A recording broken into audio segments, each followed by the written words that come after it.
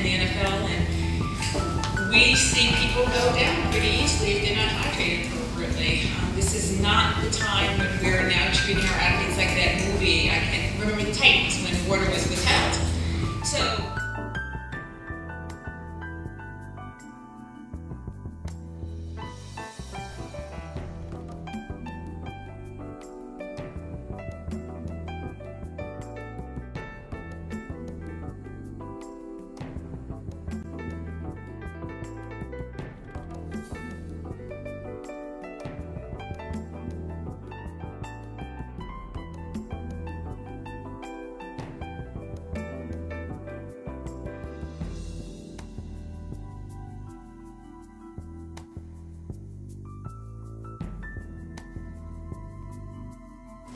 Thank you very much, Nicole. Thank you, Dr. Clark. That was a fantastic presentation. For us to be thinking through how we've gotten to where we are and what's going on outside of North Carolina has an impact on us as well. I was asked to discuss and share with you on behalf of the medical committee of the council, North Carolina Council of Sickle Cell Disease and related disorders. And again, the evidence is always a little bit lacking to how definitive we want to be about it, but it's still out there.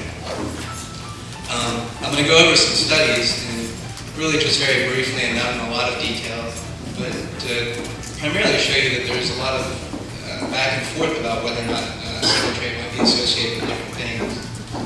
And then talk briefly about what future directions we can go in, and mostly what we're doing at UNC, both in our hematology division, as well as what myself and my collaborators in the division of nephrology are doing. I was exposed to sickle cell as a college student. Didn't know much about it, but I had a girlfriend who had sickle cell.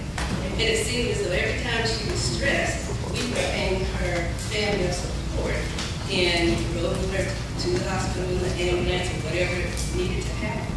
And so anytime we had a major event going on, we would always say, oh boy, we've got this event coming on. We hope she doesn't get stressed out, and she always won. I want to thank you for that. I come to bring you the welcome on behalf of the organization, on behalf of the North Carolina Governor's Council on Sickle Cell Syndrome and related blood diseases. This is one of the most important agencies that we form, if it's not the important. It's one of the most important because it's directly dealing and speaking to the health of a large portion of the population that we have here in North Carolina. But was it really a motivating event to get me to research, to clinical medicine, to health administration, and later into public health? Which really in many ways coming here and talking to you today about the circle. And by my understanding of the history, let me add to that, I better understand the progress, absolutely understand the progress that we've made. And this progress brings me hope for today, that the research and discovery cure is on the way. Thank you very